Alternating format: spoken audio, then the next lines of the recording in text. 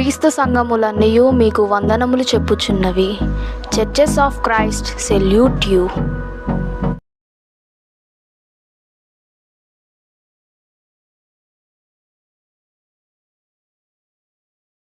ప్రార్థన చేసుకుందాం. ప్రార్థన చేసుకుని కొద్ది నిమిషాలు దేవుని వాక్యాన్ని ధ్యానించుకోవడానికి ప్రయత్నం చేద్దాం. ప్రార్థన. జీవం గల తండ్రి, కృప కలిగిన దేవ, మహోన్నతుడా, మమ్మల్ని మిక్కిలిగా ప్రేమిస్తున్న మా ప్రియ పరలోకపు తండ్రి, మీకే స్తుతులు స్తోత్రాలు చెల్లిస్తున్నాం. ఇప్పటి వరకు తండ్రి, ఈ ఆరాధనలో మేము పాడిన పాటల ద్వారా మా స్తుతులపై సింహాసనుడివై మీరే మహిమ పొందిన విధానమును బట్టి కృతజ్ఞతాస్తుతులు చెల్లిస్తున్నాం. ఈ సమయంలో నా తండ్రి, నీ మాటలు వినబోచున్నాం. నీ మాటలో జీవము, ఆత్మ, అవి సృష్టి యావత్తును బ్రతికిస్తూ నడిపిస్తున్నాయి. నీ మాటల్లో జీవము, ఆత్మ మమ్మల్ని బ్రతికించి మా బాధల్లో నెమ్మది కలిగిస్తాయని లేఖనాలు సెలవిస్తున్నాయి. కనుక మా లోపాలు, బలహీనతలు ఎరిగిన దేవుడవు కనుక మమ్మల్ని ఖండించి గద్దించి సరిచేయమని వేడుకొనొచ్చు. నీ మాటలతో హెచ్చరించి మా జీవితాల్లో నా తండ్రి నీ వాక్యం అనే వెలుగును ప్రసరింపజేయమని వేడుకొనొచ్చు. తండ్రి, ఈ ఆత్మకి ఎలాంటి మాటలు అవసరమండి. ఆయా బిడ్డలతో మీరే మాట్లాడి నాకును మాకును అందరికీ కావాల్సిన ఆత్మీయమైన ఆహారంతో మమ్మల్ని బలపరిచి స్థిరపరచమని వేడుకుంటూ, సమస్తమును ఎరిగిన దేవుడవు కనుక మమ్మల్ని నా తండ్రి నీ మార్గములో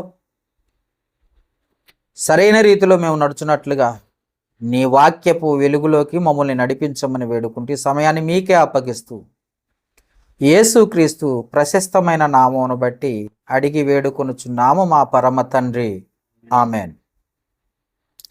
కూడి వచ్చిన దేవుని పిల్లలైన మీ అందరికీ కూడా మన ప్రభువును లోకరక్షకుడు యేసుక్రీస్తు పరిశుద్ధమైన నామమును బట్టి హృదయపూర్వక వందనాలు తెలియజేసుకుంటున్నాను. ఈ సమయాన్ని ఇచ్చిన దేవాది దేవునికి మొదటిగా కృతజ్ఞతాస్తుతులు చెల్లిస్తున్నాను.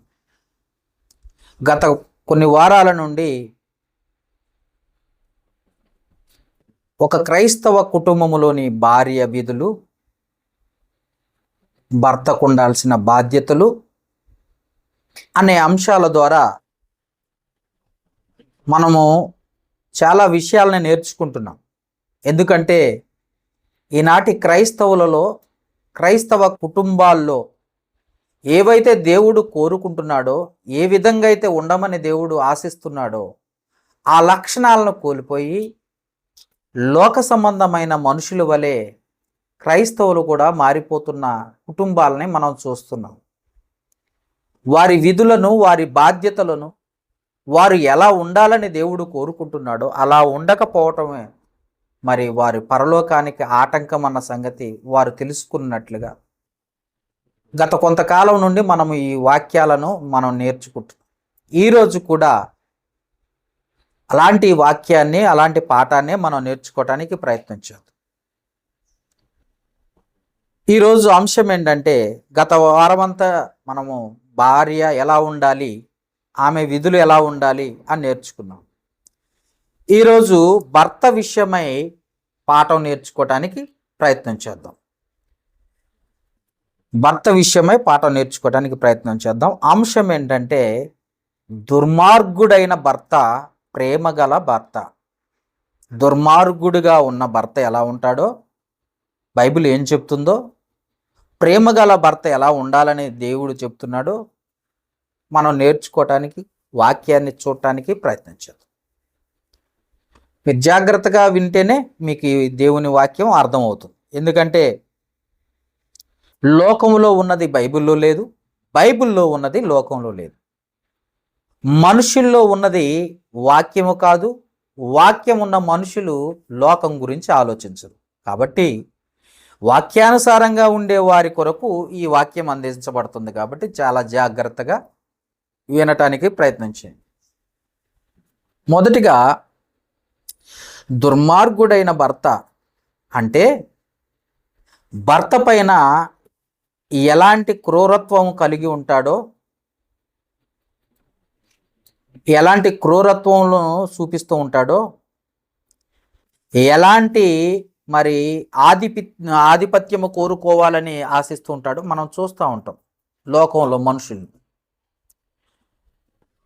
మరి దేవుడు ఏం చెప్తున్నాడు, ఎలా ఉండమంటున్నాడో కూడా మనం చూడాల్సిన అవసరత కలిగి ఉన్నాం. భర్త భార్య పైనట ఆధిపత్యాన్ని ఎప్పుడు కూడా ఆధిపత్యం నాదే, నా చెయ్యే గెలవాలి అంటారు చాలామంది. నేనే గొప్పవాడిని, నాకంటే గొప్పవాడు ఎవడూ లేదన్నట్టుగా ఎప్పుడు చూడు ఆధిపత్యాన్ని కోరుకునే స్థితి ఉండకూడదు. అలాగనే ఎప్పుడు చూసినా భార్య పైన బెదిరింపులకు దిగకూడదు అన్న సంగతి మనం తెలుసుకోవాలి. బెదిరింపులకు దిగకూడదు. అలాగనే భార్యని ఎప్పుడు చూసినా దేవుడు సలహా ఇమ్మన్నాడు. భార్య అంటే దేవుడిచ్చిన భరోసా. భార్య అంటే దేవుడిచ్చిన భరోసా, దేవుడిచ్చిన నీకు సహాయం. కాబట్టి ఎప్పుడు చూసినా అణిచివేతగా ఉండకూడదు అన్న సంగతి మనం తెలుసుకోవాలి. ఎప్పుడు అణిచివేతగా ఉండకూడదు భార్యని అన్న సంగతి తెలుసుకోవాలి. కొలస్సీలకు రాసిన పత్రిక బైబిల్లో నుండి కొన్ని విషయాలను చూడటానికి ప్రయత్నం చేద్దాం. కొలస్సీలకు రాసిన పత్రిక 3వ అధ్యాయము 19వ వచనాన్ని చదువుకుందామా? కొలస్సీలకు రాసిన పత్రిక 3వ అధ్యాయము 19వ వచనం. గత వారాలన్నీ మనం భార్య గురించి నేర్చుకున్నాం. ఈ వారం భర్తల గురించి నేర్చుకుందాం. ఎందుకంటే జీవమను కృపావరములో ఇద్దరు సమపాలులు గనక మనం నేర్చుకోవాల్సిన విషయాలని జాగ్రత్తగా వినటానికి ప్రయత్నం చేద్దాం. చూడండి ఒకసారి కొలస్సీలకు రాసిన పత్రిక 3వ అధ్యాయము 19వ వచనం. భర్తలారా మీ భార్యలను ప్రేమించుడి, వారిని నిష్ఠూర పెట్టకుడి అని రాశారు. ఇది దేవుని ఆజ్ఞ. ఎప్పుడు బెదిరించే ధోరణి, అణిచివేత ధోరణి, ఆధిపత్య ధోరణి ఉండకూడదు. దేవుని విషయానికి వచ్చినప్పుడు ఖండించు, గద్దించు, సరిచేయి. అలాగనే దేవుని వాక్యాన్ని నేర్చుకోవాలి అనుకున్నప్పుడు భార్య తమ భర్తలను అడగవలెను. ఇది ఆజ్ఞ. అలా అని ప్రతి విషయంలోనూ అణిచివేతకు గురి కాకూడదు. ఎందుకంటే ఇక్కడ దేవుడు ఇద్దరిని జీవమను కృపావరంలో ఇద్దరిని సమానంగా చూస్తున్నాడు. అర్థమైందా? మనకు తెలిసిన గొప్ప విషయం ఏంటంటే నరులు అన్నాడు కానీ ఆడనరి మగ నారి అని చెప్పలే. నరులు అంటే ఎవరండి? నరులు అంటే ఇద్దరు ఒకటే అని అర్థం. అలాగనే ఆడ క్రైస్తవులు మగ క్రైస్తవులు అని కూడా బైబిల్ ఎక్కడా లేదు. ఎందుకని? క్రైస్తవులు అంటే ఇద్దరు సమానమే దేవుని దృష్టిలో అని. కాబట్టి జ్ఞాపకం చేసుకోండి, అణిచివేత కానీ, బెదిరింపు కానీ, ఆధిపత్య ధోరణి కానీ పొద్దాకెప్పుడు ఉండకూడదు. ఏ విషయంలో ఆమె త్రోవ తప్పిపోతున్నప్పుడు నువ్వు ఖండించు, గద్దించు, సరిచేయి. కానీ నిష్ఠూర పెట్టే విధంగా మాట్లాడేవాళ్ళు కొంతమంది అణిచివేయాలి, ఎప్పుడు నా చెప్పు చేతల్లో ఉండాలి అనేటట్టుగా ఉండకూడదు. ఉండాల్సిన సమయంలో ఉంచాలి, కానీ అన్ని విషయాల్లో ఉంచుదామని అంటే దేవుడు ఒప్పుకోడు. గుర్తుపెట్టుకో, నువ్వు ఎలా ఉన్నావో నీ భార్య కూడా దేవుని దృష్టిలో అలాగనే ఉంది. అది నువ్వు తెలుసుకోవాలి, అది నువ్వు ఆలోచించాలి. అది నువ్వు ఆలోచించి ఆమెకి ఆధిపత్యం చెలాయించాలనో బెదిరించాలనో ప్రయత్నం చేయకూడదు. ఎప్పుడు నిష్ఠూర పెట్టకూడదు, తక్కువగా చూడకూడదు. అది గుర్తుపెట్టు. ఎందుకనంటే సమానం అంటున్నాడు. ఎందుకంటే చెప్పాను కదా, క్రైస్తవులు అన్న దేవుడు రాయించాడు కానీ ఆడ క్రైస్తవులు మగ క్రైస్తవులు అని బైబిల్లో లేదు. నరులు అని రాయించాడు కానీ ఆడనరులు మగ నరులు అని రాయబడలేదు. ఇద్దరు దేవుని దృష్టిలో సమానం. కాబట్టి జ్ఞాపకం చేసుకోండి. కాబట్టి దేవుడు అంటున్నాడు, భార్యాభర్తలు తమ విధులను అనుసరించాలి, వారికి ఇచ్చిన బాధ్యతలను పాటించాలి. అది దేవుడు కోరుకుంటున్న ఆలోచన. అంతేకాకుండా 24 గంటలు ఎప్పుడు చూసినా కోపపడతా ఉంటారు భార్య పైన భర్తలు. ఎప్పుడు చూసినా కోపమే, ఎప్పుడు చూసినా ద్వేషమే. అర్థమైందా? ఎప్పుడు చూసినా కోపమే, ఎప్పుడు చూసినా ద్వేషమే. అలా ఉండే భర్తలకు దేవుడిస్తున్న ఆజ్ఞ ఏంటో తెలుసా? ఎఫెసీయులకు రాసిన పత్రిక 4వ అధ్యాయము 31వ వచనము. ఎఫెసీయులకు రాసిన పత్రిక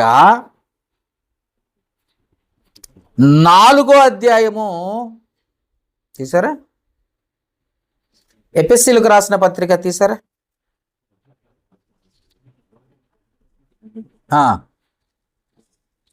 చదవండి 31.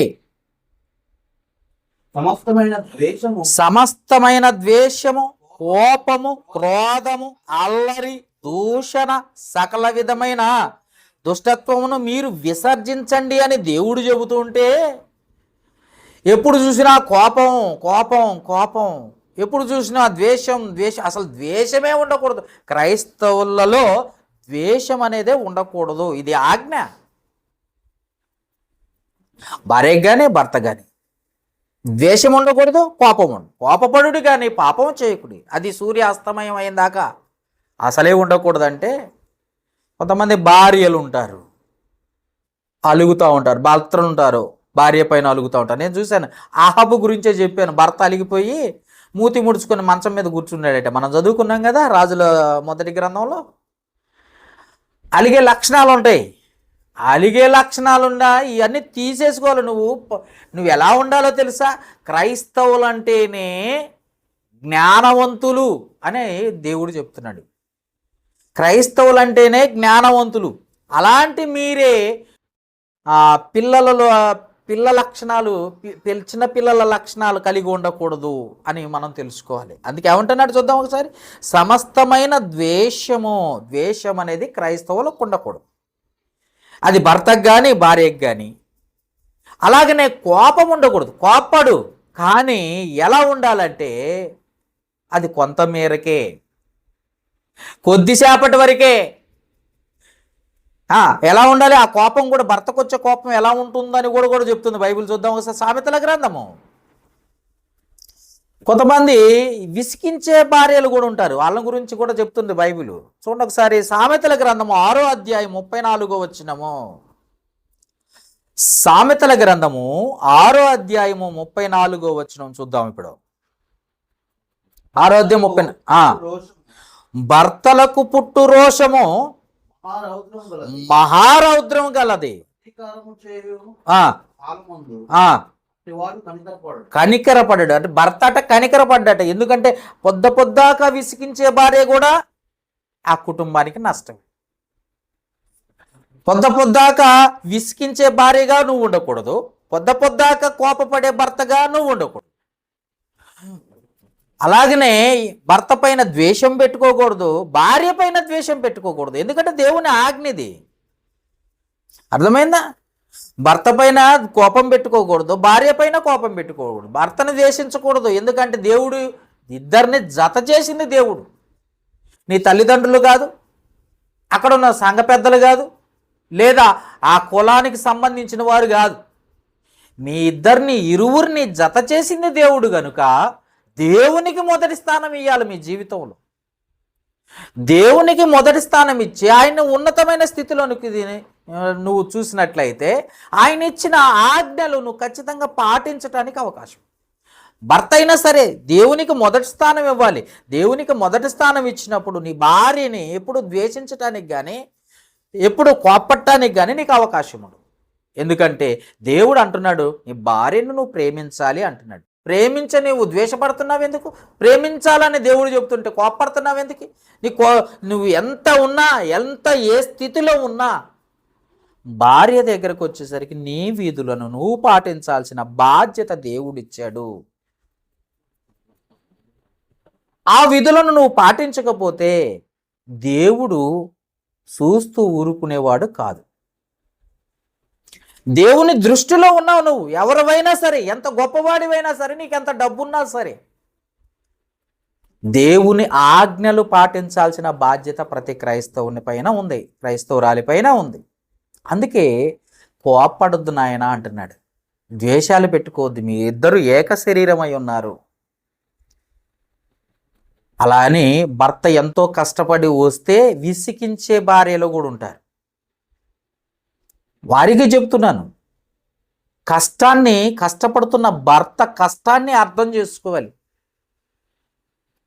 బాధ్యతను భరిస్తున్నాడు. అక్కడ నీకు కావలసిన ప్రతి అవసరత తీసుకొచ్చి ఇస్తున్నాడు కనుక నువ్వేమని ఉండాలి? విసిగించకూడదు. నువ్వేం చేయాలి? భర్తగా నువ్వు ఎప్పుడు ప్రేమించాలి, కానీ నువ్వేం చేస్తున్నావు? ద్వేషించకూడదు, కోప్పడకూడదు. ఇది నీ భర్తగా నీకిచ్చిన ఆజ్ఞ, భార్యగా నీకిచ్చిన ఆజ్ఞ నువ్వు పాటించాలి. నీ విధులను నువ్వు పాటించాలి. ఇది ఆ జీవమన కృపవరంలో ఉన్నావు మేము. కాబట్టి దేవుడిచ్చిన పద్ధతి, దేవుడిచ్చిన క్రమము, దేవుడిచ్చిన సంకల్పము ప్రకారం మీరు నడుచుకోవాలి. అర్థమైందా? ఇంకా చూసినట్లయితే ఎఫెసీయులకు రాసిన పత్రికలో 5వ అధ్యాయం 29వ వచనములో స్వార్థపూరితమైన మనస్తత్వం ఉండకూడదు, క్రూరంగా తయారవుతారు అలాంటి వారు. 5వ అధ్యాయము 29వ వచనంలో స్వార్థపూరితమైన మనస్సు ఉండకూడదు భర్తకి అలాగే భార్యకి. స్వార్థం, నాది నాది, నాకు, నాది ఎప్పుడు అనకూడదు. మనది అన్న పదం నేర్చుకోవాలి. ఇద్దరు ఏక శరీరమై ఉన్నారు కాబట్టి నేను చూసుకుంటాను, నాకు తెలుసు అన్నదొద్దు. మనది అన్న పదం రావాలి. ఆ పదం రాలేదంటే నీలో స్వార్థం ఉందని అర్థం. అలాంటి పదం నీలో రాలేదంటే, నీకు రావట్లేదంటే క్రూరత్వం ఉందని అర్థం. అందుకే ఏమంటున్నాడు చూద్దాం ఒకసారి. చూద్దామా? ఎఫెసీయులకు రాసిన పత్రిక 5వ అధ్యాయము 29వ వచనం. 5వ అధ్యాయము తీసారా? 29వ వచనం చూడండి. తన శరీరమును ద్వేషించువాడు ఎవ్వడు లేడు. తన శరీరం అంటే ఏక శరీరం అయి ఉన్నప్పుడు జాగ్రత్తగా వినాలి. భార్య భర్త ఏక శరీరం అయి ఉన్నప్పుడు, ఒకటే శరీరం అయి ఉన్నప్పుడు తన శరీరాన్ని ఎవడైనా ద్వేషిస్తాడా? దేవుడు అడుగుతున్నాడు.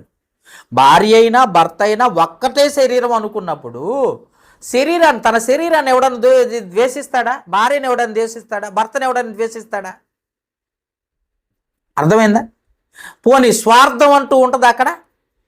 స్వార్థం, భార్యకు స్వార్థం ఉందంటే నీలో క్రూరత్వం ఉందని, భర్తలో స్వార్థం ఉందంటే నీలో క్రూరత్వం ఉందని అర్థం.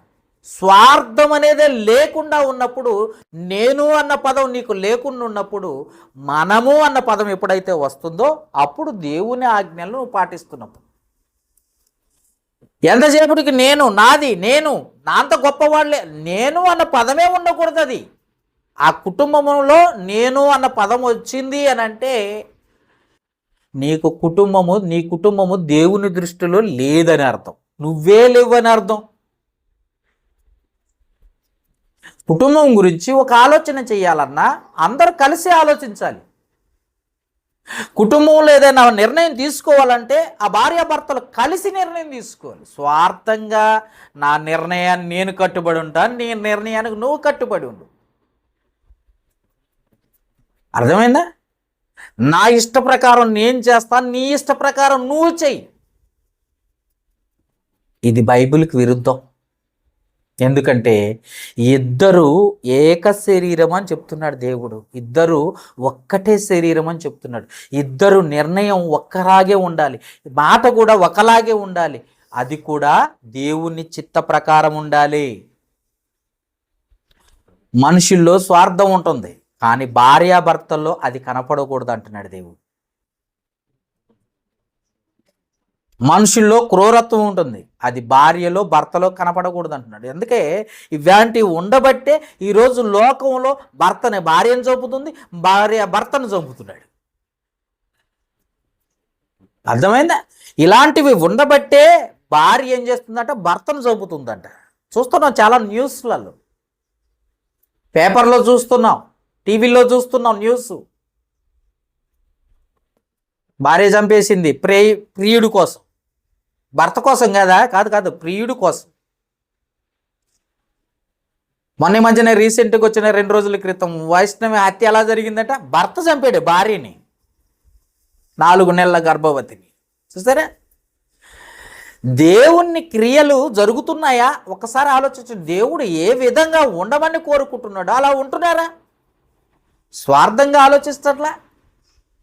నాకు, నేను, నా సొంతంగా, నేను నాకు నచ్చినట్టుగా, ఇవి కదా, ఇవి ఉండబట్టే కదా, దేవునికి వ్యతిరేకమైన క్రియలు జరిగించబట్టే కదా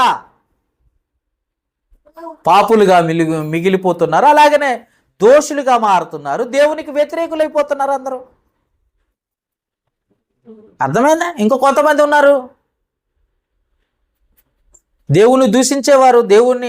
ఆ దేవుడు అలాగనే చెప్తాడు, మేము ఇలా ఇలా ఉండాలంటే ఎంత కష్టం మీకేం తెలుసు అంటా ఉంటారు. దేవుడిచ్చిన దేవునికి తెలియకుండా ఏమీ లేదు, సమస్తమును ఆయన ఎరిగినవాడు కనుకనే ఎలా ఉండాలో నేర్పిస్తున్నాడు మనకి. అర్థమైందా? ఎలా ఉండకూడదో చెబుతున్నాడు, ఖండిస్తున్నాడు, గద్దిస్తున్నాడు. ఆ గద్దించే విషయంలో నువ్వు ఎలా ఉన్నావో ఎలా ఉండకూడదో అని చెప్తున్నా కానీ నిర్లక్ష్యం చేస్తే మాత్రం తప్పకుండా శిక్షారూఢివి. అంతేకాకుండా ఇంకా కఠినమైన మాటలు మాట్లాడుతూ ఉంటారు. అప్పుడప్పుడు కాదు, రోజు మాట్లాడాలంటే మృదువైన మాటలు భర్తకు రావట, కఠినమైన మాటలు. భార్య కూడా అంతే, కఠినమైన మాటలు. భర్త దగ్గరకు వచ్చేసరికి స్ట్రాంగ్గా మాట్లాడుతూ ఉంటారు, భార్య దగ్గరకు వచ్చేసరికి కఠినంగా ఉండాలని చూస్తూ ఉంటారు, క్రూరత్వంగా ఉండాలి, బెదిరించాలని అనుకుంటారు. అది తగదంటున్నాడు దేవుడు. పేతురు రాసిన మొదటి పత్రిక 3వ అధ్యాయం 7వ వచనంలో, పేతురు రాసిన మొదటి పత్రిక 3వ అధ్యాయం 7వ వచనంలో, అటువలే పురుషులారా జీవమను కృపావరములో మీ భార్యలు మీతో కూడా పాలివారని ఎరిగి, ఇద్దరు ఒకటేనని ఎరిగి, ఎక్కువ బలహీనమైన ఘటమని భార్యను సన్మానించండి. ముందు సన్మానించుడి. మీ ప్రార్థనలకు అభ్యంతరము కలగకుండానట్లు జ్ఞానము చొప్పున వారితో కాపురము చేయుడి అంటున్నాడు. కఠినమైన మాటలు మాట్లాడండి, ఎదిరించండి, కొట్టండి, తిట్టండి, వెళ్ళగొట్టండి, ఇలాంటివి లేవు. బైబిల్ అలాంటి దేవునికి నచ్చదు. అర్థమైందా? కఠినమైన మాటలు వద్దయ్యా. ఒకవేళ మాటలాడినా వెంటనే కాంప్రమైజ్ అవ్వాలి, వెంటనే దేవుని ఆజ్ఞలు గుర్తు రావాలి, వెంటనే దేవుని సంకల్పంలో ఉన్నామన్న సంగతి గుర్తెరగాలి. అందుకే కఠినమైన మాటల వలన మనస్సు నొచ్చుకుంటుంది. కఠినమైన మాటల వలన హృదయము గాయమవుతుంది. కాబట్టి కఠినమైన మాటల వలన భార్యాభర్తల మధ్యన దేవుడు ఏర్పాటు చేసుకున్న గొప్ప సంకల్పానికి దూరం అయిపోవటానికి అవకాశం ఉంటుంది. కాబట్టి జాగ్రత్త. జ్ఞానంతో, అందుకే దుర్మార్గుడైన భర్తకి లక్షణాలు ఉంటాయట, జాగ్రత్త. దుర్మార్గుడైన భార్యకు ఇలాంటి లక్షణాలు ఉంటాయట, చాలా జాగ్రత్త. కఠినమైన మాటలు భర్త దగ్గర, కఠినమైన మాటలు భార్య దగ్గర అస్సలు మాట్లాడకు. మాటలాడినా జాగ్రత్తగా సరి చేసుకోవటానికి, అందుకే భర్తగా చెప్తున్నాడు జాగ్రత్త అని. ఏమన్నాడు? బలహీనమైన ఘటమని జాగ్రత్త అంటున్నాడు ఇక్కడ. కాబట్టి జ్ఞాపకం చేసుకోండి, కఠినమైన మాటలు ఎక్కడ మాట్లాడాలంటే కుటుంబంలో కాదు, భార్య దగ్గర అసలే కాదు. అలా మాట్లాడేవాడు దుర్మార్గుడైన భర్త అంటుంది బైబిల్. యేసు ప్రభు ఎప్పుడు సంఘం ఎదుట అలా అనలేదు. సంఘము భార్య అయితే యేసు ప్రభు భర్తగా, వరుడిగా అభివర్ణించారు బైబిల్లో. అలాంటప్పుడు ఆయన ఎప్పుడు కూడా అలాంటి మాటలు లేవు. కానీ భార్యని ప్రేమించి ప్రాణం పెట్టాడట యేసు ప్రభు. తను అప్పగించుకున్నాడట సంఘం కొరకు. ఇక్కడ కూడా భర్త అలాగే ప్రేమించే లక్షణాలు ఉండాలి. కఠినమైన మాటలు గద్దించాలి, సరిచేయాలి, సరిచేసుకుంటూ దేవునిలో ముందు నడవాలి. అది వదిలిపెట్టేసి చిన్నదానికి పెద్దదానికి గొడవ పడుతూ అనేక విషయాలకి దేవునికి దూరం అయిపోతూ, ఏమండి చూసేవారు ప్రక్కన వారు ఏం చేస్తారంటే చక్కగా గొడవ పెడుతుంటే ఎంజాయ్ చేసేవాళ్ళు ఎక్కువైపోయారు ఈ మధ్యకాలంలో. భార్యాభర్తలు విడిపోతుంటే చూసేవాళ్ళు ఎక్కువైపోయారు. దానికోసం టీవీ సీరియల్ లాగా నడిపిస్తున్నారు ఏకంగా. అదొక పంచాయతీ లాగా. దేవుడు అంటున్నాడు వాళ్ళిద్దరు ఏక శరీరంగా ఉండాలి. వారు దేవుడు ఏర్పాటు చేసుకున్న వారి ఇరువుని దేవుడు ఏర్పాటు చేసుకున్నాడని. అలాంటి ప్రేమ నీలో కనపడాలి. నాకు నేను నీకు నువ్వు అన్నట్లు ఉండకూడదు. అలా ఉన్నావంటే దేవుని దృష్టిలో పాపిగా మిగిలిపోతావు. ఇంకా ఎపిసిల్కు రాసిన పత్రిక 5వ అధ్యాయం 28, 29 వచనాల్లో అధికారం ఉంది కదా అని, ఏమండి, శిరస్సుగా ఉన్నావని దేవుడు ఏర్పాటు చేసుకున్నాడని, లేదా భర్తగా ఉన్నావని నీ అధికారాన్ని దుర్వినియోగం చేయొద్దు అంటున్నాడు. చూడండి ఒకసారి ఎపిసిల్కు రాసిన పత్రిక 5వ అధ్యాయము 28, 29 వచనాలు కలిసి ఉన్న చదువుకుందామా? ఎపిసిల్కు రాసిన పత్రిక 5వ అధ్యాయము 28, 29. అటువలనే పురుషులు కూడా తమ సొంత శరీరముల వలనే తమ భార్యలను ప్రేమింపబద్దులై ఉన్నారు. తన భార్యను ప్రేమించువాడు తన్ను ప్రేమించుకొనుచున్నాడు. తన శరీరమును ద్వేషించువాడు ఎవడనూ లేడు, కానీ ప్రతివాడును దాన్ని పోషించి సంరక్షించుకొను. మనము క్రీస్తు శరీరమునకు అవయవములై ఉన్నాము కనుక అలాగనే క్రీస్తు కూడా సంఘమును పోషించి సంరక్షించును. అధికారం ఉందని దుర్వినియోగం చేయొద్దు నాయన. పెంచి పోషించి సంరక్షించాల్సిన బాధ్యత నీది. భర్తగా నాకేం పని, ఆమె చూసుకుంటాడు, ఆమె కష్టపడి ఆమె తెచ్చుకుంటుంది, నాకెందుకు అనకూడదు. ఇంకొంతమంది త్రాగుబోతులైన భర్తలు ఉంటారు. భార్య కష్టపడి సంపాదించి తెచ్చిన దాన్ని దుర్వినియోగం చేసే వాళ్ళు ఎక్కువైపోయారు. అలాగనే భర్త కష్టపడి సంపాదించిన దాన్ని భార్యలు దుర్వినియోగం చేసే వాళ్ళు ఎక్కువైపోయారు. ఇంకా ఎంకరేజ్ చేసే భార్యలు ఉన్నారు. ఇంకా చూస్తే భర్తలు కూడా అలాగనే ఉన్నారు. పాపాన్ని ప్రేరేపించే భర్తలు కూడా ఉన్నారు. ఇలాంటి వారు దేవుని దృష్టిలో కఠినమైన తీర్పు పొందుతారని లేఖనాలు సెలవిస్తున్నాయి. కఠినమైన తీర్పు పొందుతారు వీళ్ళు. అర్థమైందా? ఎందుకనంటే దేవుడిస్తున్న ఆజ్ఞలు పాటించాల్సిన బాధ్యత మనందరి పైన ఉంది. అధికారం చెలాయించాలి. నేనే గొప్పోడిని, నేనే గొప్పదాన్ని, నేనే ఎక్కువ చదువుకున్నాను, నాకే ఉద్యోగం ఉంది, నాకు బలగం ఉంది, నా వెనక జనం ఉన్నారు, నా బంధువులు ఉన్నారని భర్తని హేళన చేసే భార్యగా ఉండకూడదు. భార్యని హేళన చేసే భర్తగా ఉండకూడదు. నీకేమాత్రము దేవుడు అవకాశం ఇచ్చాడో అంతవరకే నీ అధికారాన్ని ఉపయోగించాలి. అది దేవుని పనిలో. ఎంతవరకైతే నువ్వు ఉండాలో దేవుడు అవకాశాన్ని ఇచ్చాడో అంతవరకే దేవుణ్ణి ఆజ్ఞలు పాటించే వారిగా ఉండాలి. కానీ ఇష్టానుసారంగా భార్య భర్తలు, అదే చెప్తున్నాను కదా, దుర్మార్గుడైన భర్త ఆలోచనలు ఇలా ఉంటాయట. అలాంటి ఆలోచనలు ఉండకూడదని చెప్తుంది బైబిల్. అలా ఉండేవాడు దేవుని దృష్టిలో ఎప్పుడు చూసినా పాపిగానే ఉంటాడు. ఎప్పుడు చూసినా అతడు మరణిస్తే నరకానికి వెళ్ళిపోతాడు. కాబట్టి జ్ఞాపకం చేసుకోండి, బైబిల్లో ఇలాంటి వారు చాలామంది ఉన్నారు. బైబిల్లో ఇలాంటి వారు చాలామంది ఉన్నారు.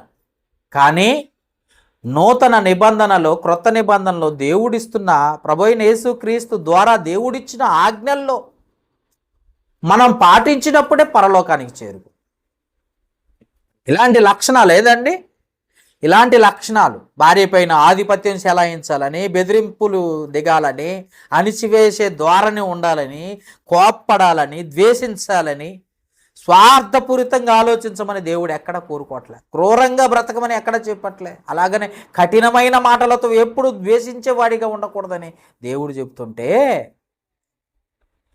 అధికారం ఇచ్చాడు దేవుడు, నేను శిరస్సు అని చెప్పేసి దుర్వినియోగం చేయకునే అధికారాన్ని.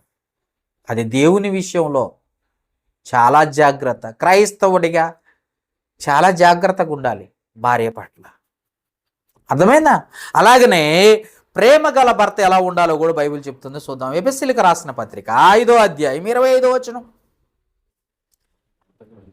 భార్యని గౌరవించే నిజమైన భర్త ఎలా ఉంటాడో తెలుసా? భార్యని గౌరవిస్తాడట, ఆదరిస్తాడు, సంరక్షిస్తాడట, రక్షించేవాడిగా ఉండాలట భర్త. చూడండి, ఎఫెసీయులకు రాసిన పత్రిక 5వ అధ్యాయం 25వ వచనం. పురుషులారా, మీరును మీ భార్యను ప్రేమించుట అటువలే క్రీస్తు కూడా సంఘమును ప్రేమించి అది కలంకమైనను ముడతైనను అటుది మరి ఏదైనను లేక పరిశుద్ధమైనది గాను నిర్దోషమైనది గాను మహిమ గల సంఘము గాను తన ఎదుట దానిని నిలవబెట్టుకున్న వాళ్ళని వాక్యముతో ఉదక స్నానము చేత దాన్ని పవిత్రపరిచి పరిశుద్ధపరచుటకై దాని కొరకు తను తాను అప్పగించుకునెను అన్న మాటను చూస్తుంది. అర్థమైందా? అంటే భార్యని ఎంతో గౌరవించే ఆ పురుషుడిగా లేదా యేసు ప్రభువుగా ఇక్కడ కనపడుతున్నాడు. సంఘాన్ని ప్రేమించే యేసు ప్రభువుగా కనపడుతున్నాడు. ఆదరించేవాడిగా కనపడుతున్నాడు యేసు ప్రభు. రక్షించేవాడిగా కనపడుతున్నాడు యేసు ప్రభు. యేసు ప్రభు ఎవరికి చెబుతున్న మాట ఇది? భార్యాభర్తలుగా యేసు ప్రభుకి సంఘానికి సంబంధించిన మాట. అంతే కదా? చూడండి ఒకసారి 24వ వచనంలో ఉంటుంది, సంఘము క్రీస్తునకు లోబడినట్టుగా. అంటే ఎవరెవరికి చెప్తున్నాడు? భార్యాభర్తకి. అలాగనే సంఘము క్రీస్తుకి ఎలా ఉందో అలాగనే భర్త భార్య పట్ల ఎలాగనే ఉండాలి. సంఘము క్రీస్తు పట్ల ఎలా ఉంటుందో, క్రీస్తు సంఘం పట్ల ఎలాగ ఉన్నాడో అలాగనే భర్త పట్ల భార్య, భార్య పట్ల భర్త ఇలాగే ఉండాలి. అలా ఉన్నప్పుడు వారు ఏక శరీరంగాను వారు పరలోకానికి చేరుకునే వారిగా ఉంటారని లేఖనాలు సెలవిస్తున్నాయి. అర్థమైంది? అంతేకాకుండా తన శరీరమును ద్వేషించేవాడు ఎవడో లేడు, కానీ ప్రతివాడు దాన్ని పోషించి సంరక్షించుకుని. అంటే సంఘాన్ని ఎలా యేసు ప్రభు పోషిస్తున్నాడో అలాగనే భర్త భార్యను పోషించాలి, సంరక్షించాలి అన్న మాటను చూస్తున్నాం.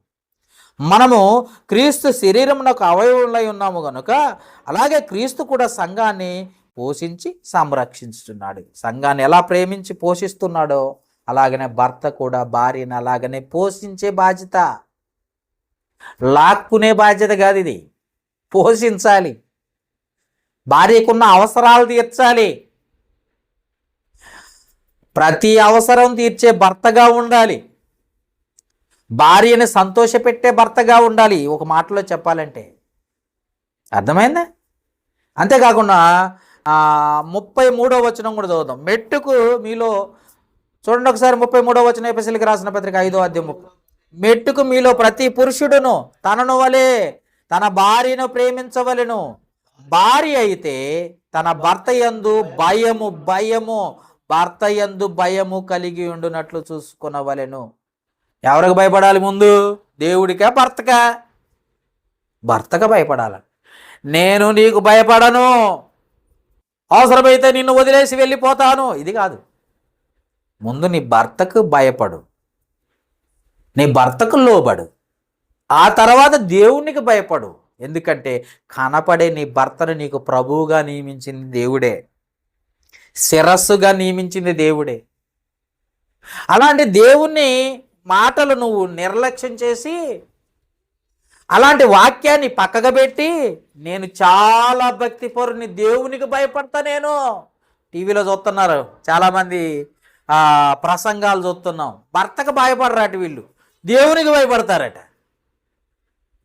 ప్రసంగాలు చూస్తున్నాం కదండి టీవీలో. కొంతమంది అసలు తల మీద చెంగు కూడా లేదు, అసలు తల మీద చెంగు వేసుకున్న వాళ్ళను చూడండి ఒకసారి. కొరింథీయులకు రాసిన మొదటి పత్రికలో చక్కగా రాయబడ్డ మాటలు మనసు.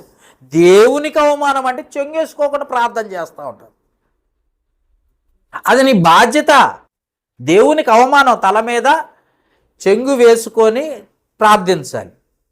అలా నువ్వు చెంగు వేసుకోను బ్రదర్ అన్నావు అనుకో, తల కత్తిరించుకోవాలి. ఎలా? వెంట్రుకలు కత్తిరించుకోవాలి. ఆ తల వెంట్రుకలు కత్తిరించుకొని నువ్వు చెంగు వేసుకొని పోయినా పర్వాలేదు. ఒక వెంట్రుకలు ఉన్నాయనుకో, ఒక తల వెంట్రుకలు ఉన్నాయనుకో, నువ్వు చెంగేసుకుని అయినా, లేకపోతే దేవునికి అవమానం అని దేవుడు జలవిస్తుంటే దేవుని మాటలు పక్కకు పెట్టేసి అధికారాన్ని ఏమండి చూస్తున్నాం కదా. భయపడను, నేను దేవునికి మాత్రమే భయపడతా అంటుంది భార్య. ముందు భయపడాల్సింది భర్తకి, ముందు ప్రేమించాల్సింది నీ తల్లిదండ్రులు కాదు, నీ భార్యని. అర్థమైందా? భర్తకి ఇచ్చిన ఆజ్ఞ ఏంటి? ప్రేమించాల్సింది భార్యని. అర్థమైందా? అందుకే తల్లిదండ్రులను విడిచి భార్యని హత్తుకొనును, తల్లిదండ్రులను విడిచి భార్యని హత్తుకుని, అట్లానే తల్లిదండ్రులను విడిచిపెట్టమని కాదు, తల్లిదండ్రులను సన్మానించాలి, ఇది బాధ్యత. గౌరవించాలి, ఇది బాధ్యత. ఆజ్ఞ జాగ్రత్తగా పాటించాలి. ప్రతి ఆజ్ఞ చాలా విలువైనది దేవుని దృష్టిలో. అంతేగాని నేను చాలా కన్నీటి ప్రార్థన చేస్తే ఏది పడితే అదే జరిగిపోద్దని చెప్పేసి భర్తకు భయపడకుండా, భర్తకు కావలసిన అవసరతలు తీర్చుకోకుండా, ఏమో చాలా పెద్ద పాస్టర్ అని టీవీలో గోల పెట్టినవు అనుకో, ముందు నరకానికి వెళ్ళేది నువ్వే. ఆ వెళ్ళే వాళ్ళంతా, ఆ వెళ్ళే బ్యాచీలో ఉన్న సంఘస్థులను కూడా చూడవచ్చు చక్కగా. ఎందుకంటే ముందు భర్తకు లోబడుతున్నావా, లేకపోతే భర్తను వదిలిపెట్టి సేవ చేస్తున్నావా? ఆలోచించండి. ఇంకా భార్యని క్షమించే భర్తగా ఉండాలి. ఎందుకంటే ప్రేమించావు కనుక క్షమించాలి. యేసు ప్రభు పాపము చేసిన ప్రతి వాడిని ఏం చేశాడట? తన రక్తంతోటి ఏం చేశాడట? ఉదక స్నానము చేత దాన్ని పవిత్రపరిచెను అని బైబిల్లో రాసింది. ఆ రక్తం చేత పవిత్రపరిచి ఆ సంఘము లేదా వారు చేసిన పాపాన్ని క్షమించేవారిగా ఉన్నాడు. చూడండి ఒకసారి ఎఫెసీయులకు రాసిన పత్రిక 4వ అధ్యాయం 32వ వచనము. 4వ అధ్యాయము 32వ వచనములో క్షమించే భర్తగా ఉండాలి. చూడండి ఒకసారి 4వ అధ్యాయం 32వ వచనం ఎఫెసీయులకు రాసిన పత్రిక.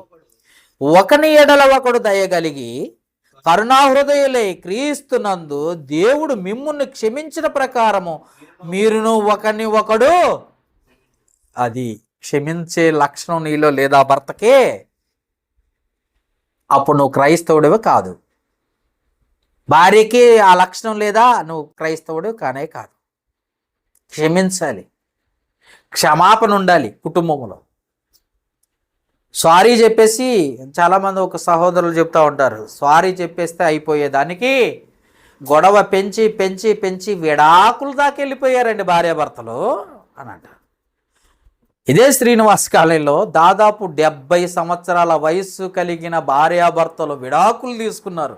ఇగో అడ్డం వచ్చేసి ఇక్కడే నేను కల్లారా చూశాను. నేను 70 సంవత్సరాలు పైబడిన వయస్సు కలిగిన వాళ్ళు ఈగో అడ్డం వచ్చి కోర్టుకు వెళ్ళి విడాకులు తీసుకున్నారంటే అబ్బబ్బబ్బబ్బా, ఇన్ని సంవత్సరాలు కలిసి ఉన్నారు కదా, ఒక్క సారీ చెప్పేస్తే ఆ కుటుంబం ఎలా ఉండేది? ఇంకొంత ఎంతకాలం బ్రతుకుతామో గ్యారంటీ లేదు. దాదాపు దేవుడు ఇచ్చిన ఆయుష్కాలం 70 సంవత్సరాలు బ్రతికేశారు. ఇప్పుడు వచ్చిందా ఈగో? క్షమించే లక్షణం పోయిందా? క్షమాపణ కావాలి అన్న సంగతి దేవుడు ఇవ్వాలి. దేవుడు క్షమించినట్టుగా మీరు కూడా క్షమించాలని దేవుడు చెబుతుంటే గర్వము అహంకారము అడ్డం వచ్చేసేసి క్షమాపణ నేనెందుకు చెప్తాను? అతను తప్పు చేశాడు కనుక అతను నన్ను క్షమించాలి, ఆమె తప్పు చేసింది కనుక ఆమెను నేను క్షమించను అనకూడదు. యేసు ప్రభు అలా చేయలేదు. నువ్వు చేసిన ప్రతి అపరాధాన్ని ఆయన ఏం చేశాడో తెలుసా? తన రక్తంతో శుద్ధి చేసుకున్నాడు. అలానే రోజు నేను అపరాధమే చేస్తానంటే దేవుడు కూడా ఒప్పుకోడు. రోజు నేను పాపం చేసుకుంటూ పోతానంటే దేవుడు కూడా ఒప్పుకోడు. యేసు ప్రభు కూడా ఒప్పుకోడు. కాబట్టి జ్ఞాపకం చేసుకోండి, భర్త క్షమించాల్సిన భర్త, భార్య క్షమించాల్సిన భార్య, ఇద్దరు కూడా దేవుని దృష్టిలో ఉన్నారన్న సంగతి, దేవుని ఆజ్ఞలకు లోబడాల్సిన బాధ్యతగా కలిగి ఉన్నారన్న సంగతి వారు తెలుసుకోవాల్సిన అవసరత కలిగి ఉన్నాం. ఇద్దరికి కూడా దయ ఉండాలి, ఇద్దరికి క్షమాపణ ఉండాలి. భర్తకి దయ క్షమాపణ ఉండాలి, భార్యకు కూడా దయ అలాగనే క్షమాపణ కలిగి ఉండాలి. లేదు నా ఇష్టం అని అంటే కుదరదు. క్రైస్తవ్యాన్ని విడిచిపెట్టేసేయి. ఎందుకంటే అప్పుడు నువ్వు లోకంలో ఉంటావు కాబట్టి నీ ఇష్టానుసారంగా ప్రవర్తించు. కానీ క్రైస్తవుడిగా యేసు ప్రభు రక్తం అందు కడగబడిన వారిగా నీకు కొన్ని లక్షణాలు ఉండాలని, నువ్వు కొన్ని బాధ్యతలు పాటించాలని, నీవు కొన్ని విధులను పాటించాలని దేవుడు చెప్పినట్టుగా నువ్వు వినకపోతే నువ్వు ఎప్పటికీ క్రైస్తవుడిగా క్రైస్తవురాలిగా ఉండలేవు. అర్థమైందా? అలాగనే ఇంకా నిస్వార్థము, అవసరమైతే త్యాగం చేసే భర్తగా ఉండాలి. ఎఫెసీయులకు రాసిన పత్రిక ఎందాక చదువుకున్న ఒకసారి చూడండి. ఒకసారి ఎఫెసీయులకు రాసిన పత్రిక 5వ అధ్యాయము 25వ వచనంలో త్యాగం చేసిన భర్త ఏం త్యాగం చేశాడో చూడండి ఒకసారి. యేసు ప్రభు తన భార్య అయిన సంఘము కొరకు ఏం త్యాగం చేశాడో చూడండి. పురుషులారా మీరును మీ భార్యను ప్రేమించుడి, అటువలే క్రీస్తు కూడా సంఘమును ప్రేమించి అది కలంకమైనను ముడత అయినను అటిది మరి ఏదైనను లేకుండా పరిశుద్ధమైనది గాను నిర్దోషమైనది గాను మహిమగల సంఘము గాను ఆయన తన ఎదుట దానిని నిలవబెట్టుకొనవలెనని వాక్యము చేత ఏంది భార్య భర్త దగ్గర నేర్చుకోవాల్సింది ఏంటో తెలుసా? వాక్యం.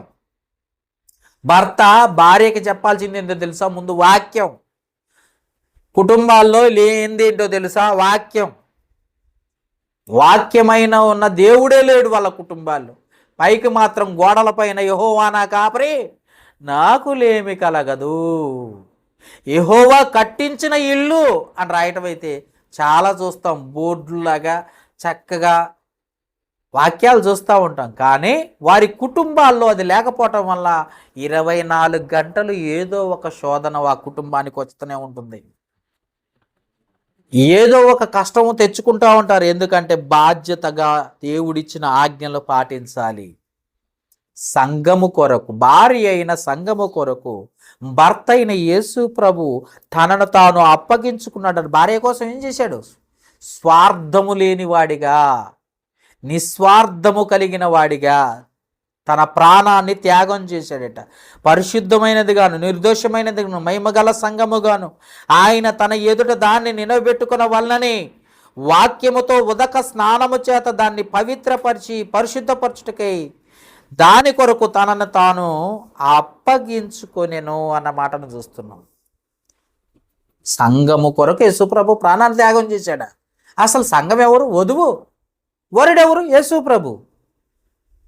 అంటే వధువు కోసం ప్రాణం త్యాగం చేశాడన్నమాట. భర్త కూడా అలాగే ప్రేమించేవాడిగా ఉండాలి. అర్థమైందా? భార్య కూడా అలాంటి లక్షణాలు ఉండాలి. దేవుడు చెప్పిన ఆజ్ఞలు పాటించాలి. అలా పాటించుకోకుండా నా ఇష్టానుసారంగా నేను ఉంటాను అన్న లక్షణాలు నీలో ఉన్నాయంటే నీలో క్రూరత్వం ఉంది, స్వార్థం ఉంది. అర్థమైందా? నీకు ఆధిపత్యం ఉంది, అధికారం ఉందనుకుంటున్నాను. కాబట్టి జ్ఞాపకం ఇరువురికి ఇస్తున్న ఆజ్ఞలను పాటించాలి, ఇరువురికి ఇస్తున్న బాధ్యతను పాటించాలి. మీరేదో దేవుని దృష్టిలో, దేవుని సంకల్పములో, దేవుని కార్యములు చేయట కొరకు దేవుడు మిమ్మల్ని జత చేశాడు. జత చేసిన దేవునికి ఒక సంకల్పం ఉంది, ఒక ఉద్దేశం ఉంది. ఆ సంకల్పాన్ని ఆయన ఏదైతే ఆలోచిస్తున్నాడో ఆ ఆలోచనలు పాడు చేసే భార్య భర్తలుగా ఈరోజు చాలామంది తయారైపోయారు. దేవుని ఆజ్ఞలు పాటించని భార్యాభర్తలుగా చాలామంది తయారైపోయారు. కాబట్టి నువ్వు అలా ఉన్నావా? మార్చుకోవడానికి ప్రయత్నించి. అంతేకాకుండా మృదువు కలిగిన మాటలు, అవగాహన కలిగిన వాడిగా ఉండాలి. ఎప్పుడు చూసిన భర్తగా నువ్వు ఎప్పుడు చూసిన అవగాహన. ఏమన్నాడు పేతురు రాసిన మొదటి పత్రిక 3వ అధ్యాయం 7వ వచనంలో? భార్య పైన అవగాహన ఉండాలి. అవగాహన ఉండాలి భార్య పైన. ఆమె ఎలా ప్రేమిస్తే, ఎలా ఉంటే, ఎలా మాట వింటే ఆమె నీకు లోబడుతుందో కొంచెమన్నా అవగాహన ఉండాలి. ఆమె ఎందుకు కోప్పడుతుందో, ఏ విషయంలో కోప్పడుతుందో అవగాహన ఉండాలి. ఆమెకి ఏదైతే అవసరమైందో ఆ అవసరం కొరకు ఆమె ఏమో అలా మాట్లాడుతుందో అవగాహన ఉండాలి. అవగాహన లేని భార్యగా భర్తగా ఉండకూడదు నువ్వు. అందుకే ఏమన్నాడు? మనం చాలా జీవమన కృపావరంలో భార్యలు బలహీనమైన ఘటం. అందుకే నీకు కొంచెమన్నా అవగాహన ఉందా? కొంచెమైనా ఆలోచన ఉందా? ఆమె దేనికోసం ప్రయాసపడుతుందో. అలానే భర్త మొయ్యలేని భారాన్ని భార్య ఇప్పుడు కూడా భర్త ముందు పెట్టకూడదు. భర్త మొయ్యలేని బాధ్యతను భర్తకు అప్పగించకూడదు భార్య. భర్త చెయ్యలేని దాన్ని చెయ్యమని చెప్పి ప్రోత్సహించకూడదు. అలా చేసేవారు దేవుని దృష్టిలో దుష్టులుగా మిగిలిపోతారు. అందుకే అవగాహన ఉండాలి భార్య పైన. అవగాహన. భర్త ఎంత తింటాడో అవగాహన ఉండాలి. ఏది పడితే అదే తింటాడు అనకూడదు. ఎలా ఉంటే నా భర్త ఆరోగ్యంగా ఉంటాడో అవగాహన ఉండాలి. అలాగే నా భార్య ఏం కావాలో అది అవగాహన భర్తకు ఉండాలి. దేవుడు ఏం కోరుకుంటున్నాడో అది అవగాహన ఉండాలి.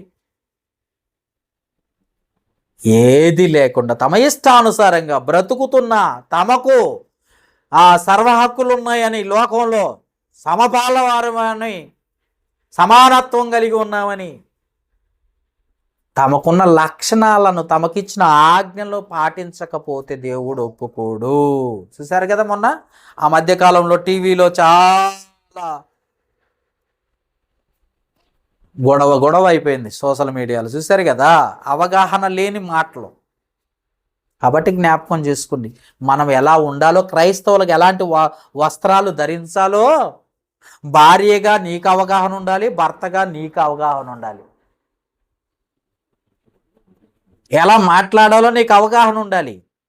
ఎవరి దగ్గర ఎలా మాట్లాడాలి, భర్త దగ్గర నువ్వు ఎలా లోబడాలి అవగాహన ఉండాలి.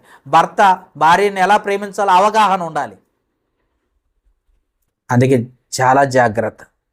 వాడిని సన్మానించడం అంటే దండేసి దండం పెట్టమని కాదు. అక్కడ వాళ్ళు ఏం చెప్తున్నారో చాలా జాగ్రత్తగా విను. వారు బలహీనమైన ఘటమని.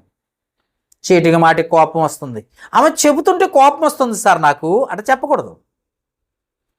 నీకు కొంచెం అన్న ఆలోచించు. ఏ విషయంలో, ఎందుకు, ఎలా. కుటుంబం అంటే దేవుడు ఏర్పాటు చేసుకుందన్న సంగతి గుర్తుపెట్టుకో. అంతేకాకుండా నాకు నచ్చినట్టుగా అన్న మాటే నీ నోటి కూడా రాకూడదు. చూద్దాం ఇంకా కొలస్సీలకు రాసిన పత్రిక 3వ అధ్యాయంలో 19వ వచనం ఉన్న ఒకసారి చూద్దామా. 3వ అధ్యాయం 19వ వచనంలో భర్తలారా, 18వ వచనం నుండి చూద్దాం. భార్యలారా, మీ భర్తలకు విధేయులయుండుడి, ఇది ప్రభువును బట్టి యుక్తమైనది. ప్రభు చెప్తున్నది, ఇది ప్రభు జ్ఞానమై ఉంది. భర్తలారా, మీ భార్యను ప్రేమించుడి, వారిని నిష్ఠూరపెట్టకుడి. పిల్లలారా, అన్ని విషయంలో మీ తల్లిదండ్రుల మాట వినుడి, ఇది ప్రభువును బట్టి మెచ్చుకొనదగినది.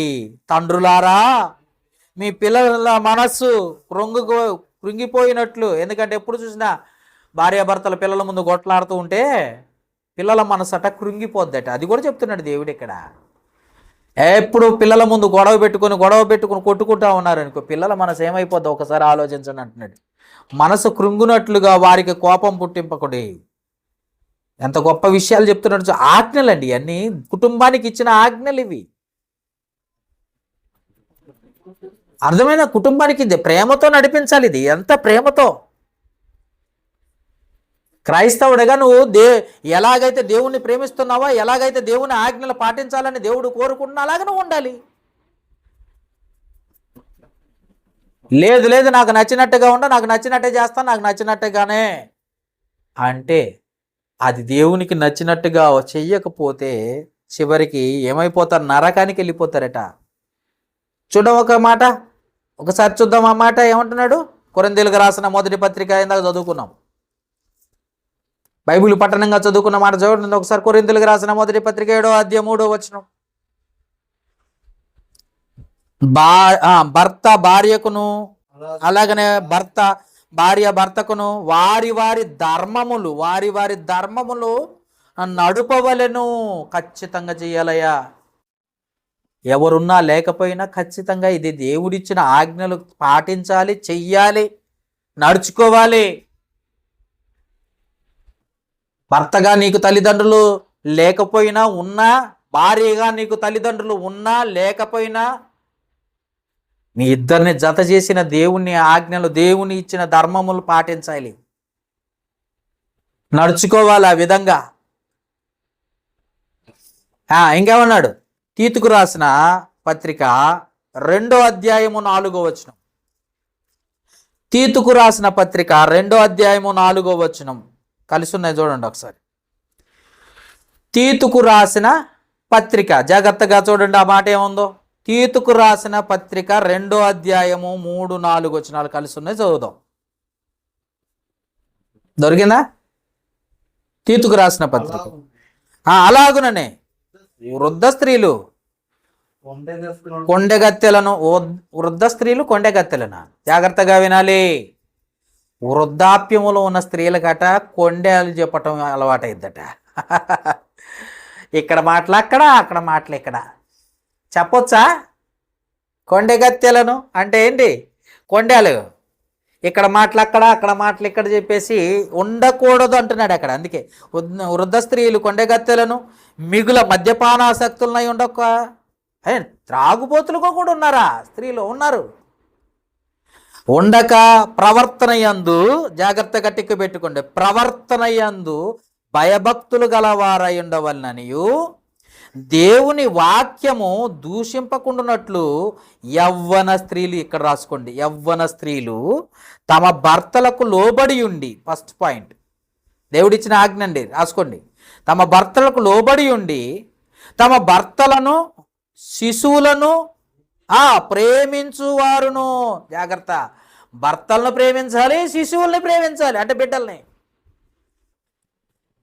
ఏమన్నా అర్థమైందా? నాకు పిల్లోడు అవసరం కానీ అతను అవసరం లేదు, నాకు పిల్లలు ముఖ్యం అంటే చాలామంది అంటారు కదా, నాకు పిల్లలే ముఖ్యం, భర్తతో నాకు సంబంధం లేదండి, నా పిల్లలు నాకు పంపించండి. ఎంత చాలా జాగ్రత్త. ఏంటి? భర్తతో నీకు అవసరం లేదా? ఊరుకుంటాడు దేవుడు. అందుకే ఏమంటున్నాడు? యవన స్త్రీలు తమ భర్తలకు లోబడి తమ భర్తలను శిశువులను ప్రేమించు వారును, ఇంకేమంటున్నాడు? స్వస్థ బుద్ధి గలవారును, పవిత్రులను, ఇంట ఉండి చేసుకునేవారు. ఇంట్లో పని చేస్తున్నారా? ఈ మధ్యకాలంలో చాలామంది స్త్రీలను చూస్తున్నా, ఇంట్లో పని చేయాలట. పని చేయనా? నాకు రాదు, ఆయనే చేస్తాడు. భర్తే చెయ్యాలా, భార్య చేయదా? ఏం చేయాలా? టిక్కు పెట్టుకుని అక్కడ. ఏం చేయాలట? ఎంటనా ఎంట ఉండి పని చేసుకుని వారును.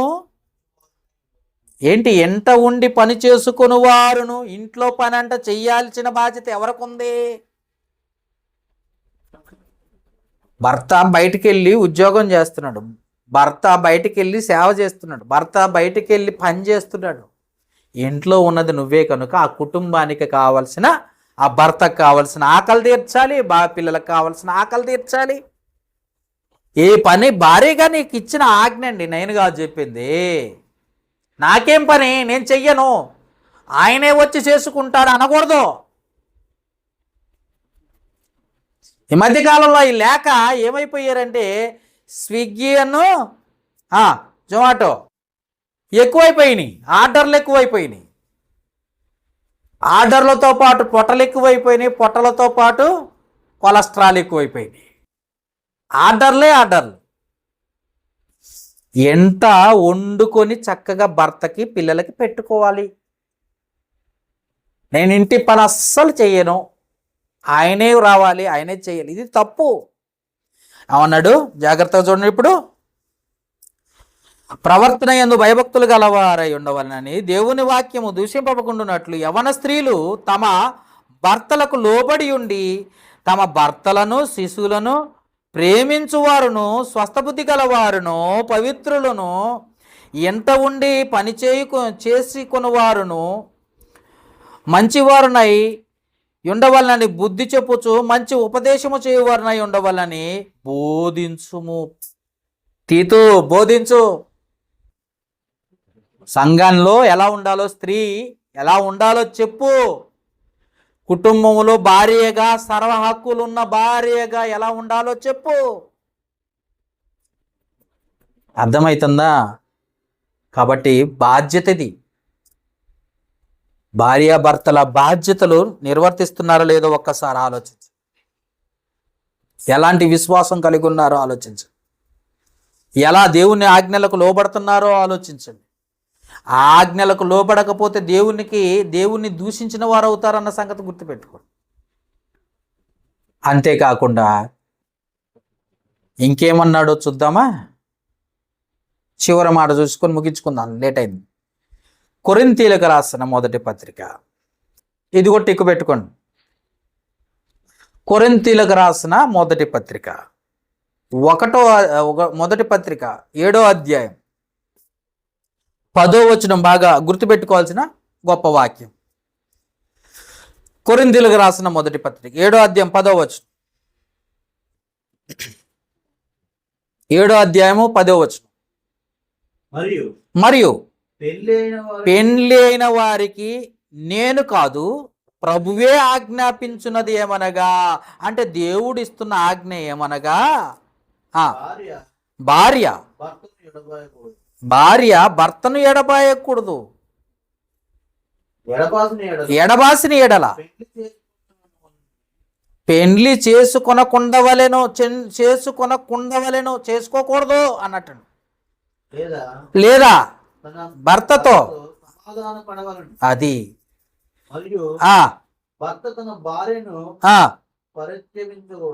అది అంటే పరిత్యజించడం, విడాకులు ఇవ్వకూడదు. ఏమనుకుంటున్నారు? ఈ మధ్య కాలంలో ఫ్యాషన్ అయిపోయింది పెళ్ళైన 4 రోజులకి విడాకులు. క్రైస్తవుడిగా క్రైస్తవురాలిగా ఆ ప్యాసను విడవండి. ప్యాసన ఏమైపోద్దో తెలుసా? దేవుని దృష్టిలో నిన్ను నరకానికి నెట్టేస్తుంది. 4 రోజులు పెళ్లి చేసుకున్న 4 రోజులకే విడాకులు. తల్లిదండ్రులు 100 చెప్తారు, దేవుడు చెప్పింది విను. తల్లిదండ్రులు ఇయ్యాలు ఉంటారు, రేపు ఉండరు. దేవుడు శాశ్వతము, దేవుని వాక్యం ఆకాశము గతించిన భూమి గతించిన ఒక్క సున్నా కానీ ఒక పొల్లు అయినా తప్పిపోంది దేవుని వాక్యమే. అటు వాక్యం ఏం చెప్తుందో తెలుసా? నీవు నీ భర్తను ఎడబాయకూడదు, విడిచిపెట్టకూడదు. విడిచిపెట్టి డ్రమ్ముల్లో వేసేస్తున్నారు ఈ మధ్యకాలంలో. భర్త ఏం చేస్తున్నాడట? చక్కగా ఏం చేశాడట? ఎముకల పొడి కూడా కనపడకుండా చంపేశాడట. వాడు దుర్మార్గుడు, ఎంత దుర్మార్గుడు. ఈడ పోలీసుల నుండి తప్పించుకోవచ్చు, న్యాయము నుండి ఏమండి కోర్టుల నుండి తప్పించుకోవచ్చు, కానీ దేవుని దృష్టిలో నుండి నువ్వు తప్పించుకోలేవు నాయన. పంచభూతములు కూడా, అంటే మీకు తెలుసు కదా, సర్వ సృష్టి కూడా నీ మీద సాక్ష్యం, నువ్వేం చేసావో, ఎలాంటి తప్పు చేస్తున్నావో సాక్ష్యం ఉంది. మనుషుల్ని మాయ చేయొచ్చు కానీ దేవుణ్ణి మాయ చేయలేవు, దేవుణ్ణి మోసం చేయలేవు. అసలు దేవుడిచ్చిన ఫస్ట్ ప్రధాన ఆజ్ఞ ఏంటో తెలుసా? భార్య నీ భర్తను ఎడబాయకూడదు, విడిచిపెట్టకూడదు, ఎడాకులు ఇచ్చేస్తా అనకూడదు. ఎంత కష్టమైన నష్టమైన మరణం వరకు నీ భర్తకు నువ్వు లోబడి ఉండాలి ఫస్ట్. రెండోది, ఎడబాసిని ఎడల, అసలు నువ్వు ఎడబాసే ఆలోచనే ఉంటే నువ్వు ఎందుకు పెళ్లి చేసుకున్నావు అన్న ప్రశ్న. అసలు విడాకులు తీసుకునే ఆలోచన నీకుంటే ఎందుకు పెళ్లి చేసుకున్నావు అని అడుగుతున్నాడు. చేసుకోకూడదు కదా. చేసుకున్నావంటే లోకంలో ఉన్న బంధువుల మాట వింటావా, తల్లిదండ్రుల మాట వింటావా, లేకపోతే దేవుని మాట వింటావా? దేవుడు ఏం చెప్పాడు? అస్సలు వదిలిపెట్టొద్దు అన్నాడు. ఎప్పుడు విడిచిపెట్టాలో తెలుసా? వ్యభిచారము చేసే భర్తగా నీకు కనబడితే, అది 4 సాక్షులు ఎదుట అది రూఢి అయితే అప్పుడు విడిచిపెట్టు. భార్యగా అదే లక్షణం. అంతేకాని చిన్నదానికి పెద్దదానికి అన్నం వండలేదని, బట్టలు ఉతకలేదని, అంటే భోజనం చేయలేదని, చిన్న గొడవకి పెద్ద గొడవకి విడాకులు తీసుకునే లక్షణాలు వచ్చాయనుకో, అలాంటివి దేవుని దృష్టిలో గొప్పవనుకుంటున్నావేమో, చాలా చెత్త. అది గుర్తుపెట్టుకోండి. అందుకే భార్య ఎడబాయకూడదు, భార్య భర్తను ఎడబాయకూడదు. అందుకే ఏమన్నాడు చూద్దాం 11వ వచనం. ఎడబాసిని ఎడల పెళ్లి చేసుకునకుండా ఉండవాలను, లేదా తన భర్తతో సమాధానపడు. ఏదైనా కష్టం వచ్చిందనుకో సమాధానపడు. మరియు భర్త తన భార్యను పరిత్యాగం చేయకూడదు, అంటే విడాకులు ఇవ్వకూడదు. అర్థమైందా? ఈ లక్షణాలన్నీ భార్యాభర్తల్లో ఉండాల్సిన విధులు, లేదా ధర్మం, లేదా దేవుని సంకల్పం. ఇది పాటించుకోకుండా నీకు నచ్చినట్టుగా నాకు నచ్చినట్టుగా ఉండేసి, పైగా కుటుంబంలో నాది నాకు నేను అన్న స్వార్థముతో క్రూరత్వంతో మాట్లాడేటప్పుడు భార్యాభర్తలు మృదువుగా మాట్లాడుకోమంటే ఒకరినొకరు ద్వేషించుకునేటట్లుగా మాట్లాడుకొని గొడవ పడుతూ కోప్పడుతూ, ఇవన్నీ ఎవరు నేర్పిస్తున్నారు తెలుసా? సాతాను లక్షణాలు. కోప్పడు, తర్వాత మళ్ళీ కాంప్రమైజ్ అయిపో, సమాధానపడు అన్నాడుగా ఇక్కడ. సమాధానపడకుండా అదే ద్వేషాన్ని పెట్టుకొని, అదే పాపాన్ని పెట్టుకొని మోసుకుంటూ నరకానికి వెళ్ళాల్సిన పని నువ్వు చేస్తున్నావంటే ఒకసారి ఆలోచించండి. కాబట్టి ఏం చేయాలో, ఎలా ఉండాలో, దేవుడు ఎలా ఉంటే దేవుడు సంతోషిస్తాడో, ఇద్దరు కూడా ఏకమై దేవుని ఎలా మహిమపరచాలో, ఇవన్నీ దేవుడు రాయించిన తన గ్రంథంలో మాటలు ఇవి. అర్థమైందా? ఈగో ఉంటుంది, కానీ ఎంతవరకు ఉండాలో ఉండాలి, అంతవరకే. ఆ మాట కూడా చూడండి ఒకసారి. ఇదే కొరింథీయులకు రాసిన మొదటి పత్రిక 2వ అధ్యాయం. ఈగో ఎవరి పట్ల ఈగో? ఎవరి పట్ల ఈగో కలిగి ఉండాలట? చూడండి ఒకసారి. కొరింథీయులకు రాసిన మొదటి పత్రిక తీసారా? కొరింథీయులకు రాసిన మొదటి పత్రిక మొదటి అధ్యాయం 31వ వచనం చదవండి. ఈగో ఎలా ఉండాలో. అతిశయించువాడు అంటే ఈగో గర్వపడువాడు. అతిశయించువాడు అంటే ఏందో అనుకుంటున్నారు బైబిల్లో? గర్వపడువాడు, గర్వించేవాడు ప్రభువునందే అతిశయింపవలెనని వ్రాయబడి ఉన్నది. ప్రభువుని చూసుకొని అతిశయపడట. వ్రాయబడి ఉన్నది నెరవేరినట్లు దేవుని మూలముగా ఆయన మనకు జ్ఞానమును, నీతియు, పరిశుద్ధతయు, విమోచనమాయను. నువ్వేది గర్వపడాలన్నా నీగో ఎలా ఉండాలో తెలుసా? దేవుని పట్లే ఉండాలా. నువ్వు దేవుని వాక్యం ఎంత నేర్చుకున్నావో అది ఈగోగా ఉండాలి. నువ్వు దేవునికి ఎంత వాక్యం నేర్చుకొని లోబడుతున్నావో అది ఈగోగా ఉండాలి. లోకంలో ఈగోలేందుకమ్మా? లోకంలో ఈగోలేందుకు? అవి దేవుని దృష్టిలో ద్వేషాలు, దేవుని దృష్టిలో పాపాలుగా మారిపోతాయి. కాబట్టి దేవునికి ఇష్టంగా మనం ఉండటానికి ప్రయత్నించాలి. అందుకే దుర్మార్గుడైన భర్త, అలాగనే ప్రేమ గల భర్త. నువ్వు ఏమన్నా పెట్టుకో, దుర్మార్గుడైన భార్య, దుర్మార్గురాలైన భార్య, ప్రేమ గల భార్య. ఈ లక్షణాలు ఎలాంటివి ఉండాలో, ఎలా ఉండకూడదో దేవుడు సెలవిస్తున్నాడు. ఆ ప్రకారం నువ్వు ఉన్నప్పుడే నీ పట్ల దేవుని సంకల్పం నెరవేరుద్ది. అలా ఉన్నట్లయితేనే నీ పట్ల దేవుని చిత్తం ఏదైతే ఉందో అది జరుగుతుంది. అది ప్రతి విషయము క్రొత్త నిబంధనలోనే ఆధారం చేసుకొని చెప్పాం మనం. కాబట్టి క్రొత్త నిబంధనలో క్రైస్తవుడిగా, క్రైస్తవురాలిగా నువ్వు దేవునికి ఎంతగా విధేయత కలిగి ఉన్నావో, మొదట నువ్వు భర్తకు లోబడాలి, భర్తకు భయపడాలి, ఆ తర్వాత దేవునికి భయపడాలి. అర్థమైందా? భర్తకు భయపడాలి, ఆ తర్వాత దేవునికి భయపడాలి. లేదు నేను దేవునికి తప్ప ఎవడికి భయపడనంటే దేవుడు ఊరుకుంటాడా? అందుకే విధులు, ధర్మం పాటిస్తున్నావా లేదా ఒక్కసారి ఆలోచించుకో. అలా పాటించిన వాడికే పరలోకం. ప్రతి వారికి ఆజ్ఞలు ఇచ్చాడు కాబట్టి అలా ఉన్నవారికి, ఆజ్ఞలు లోబడ్డ వారికే పరలోకం. ఆ పరలోకాన్ని చేరుకోవాలంటే ఈ లోకమనే, ఈ జీవమనే నావలో ముందు కొనసాగుతున్నప్పుడు, ఎన్నో ఆటుపాట్లు, ఇరుకులు, ఇబ్బందులు, సమస్యలు వచ్చినప్పుడు సమాధానముతో ముందుకు కొనసాగవలెను. అంతం వరకు సహించువాడెవడో వాడు రక్షింపబడును. అర్థమైనా? అంతం వరకు సహించువాడు రక్షింపబడును. సహించడానికి ప్రయత్నం చెయ్యి, దేవుడు నిన్ను తప్పకుండా ఆశీర్వదిస్తాడు. ప్రార్థన చేసుకుందాం. ప్రేమ కలిగిన తండ్రి, కృప కలిగిన దేవ, మహోన్నతుడా, మీకే స్తుతులు, స్తోత్రాలు చెల్లిస్తున్నా. ఇప్పటి వరకు ఎన్నో విషయాల ద్వారా మీరు నాతో మాట్లాడిన విధానమును బట్టి కృతజ్ఞతలు. ఈ మాటలన్నీ ఒక కుటుంబానికి లేదా భూమి మీద మీరు ఏర్పాటు చేసుకున్న కుటుంబానికి సంబంధించిన మాటలు. భార్యగా, భర్తగా మీరిచ్చిన విధులను, ధర్మములను ఎలా పాటించాలో, అలా పాటించిన వాడికి పరలోకం, అలా పాటించిన వాడే దేవుని చిత్తాన్ని నెరవేర్చగలడని, దేవుని ఉద్దేశాలు నెరవేర్చి దేవుని సంతోషపెట్టగలరని, ఆయన మీరిచ్చిన విధులను పాటించిన వాడే ఆశీర్వదింపబడతాడని లేఖనాలు సెలవిస్తున్నాయి. కనుక అట్టి ఆజ్ఞలకు లోబడక ఇంకా లోకంలోనే ఉన్న వారి కొరకు ప్రార్థిస్తున్నాం. వారు మారు మనసు పొంది వాక్యానుసారంగా తమ జీవితాలను చక్కదిద్దుకొని దేవుని సంకల్పములోకి నడుచున్నట్లుగా సహాయం చేయమని వేడుకొనుచున్నాం. ఇటు వాక్యం విన్న వారిని చూసేవారిని కూడా దీవించి ఆశీర్వదించు. ఈ మనవులు మా ప్రభువును రక్షకుడు క్రీస్తు యేసు నామమున అడిగి వేడుకొనుచున్నాము మా పరమ తండ్రి. ఆమేన్.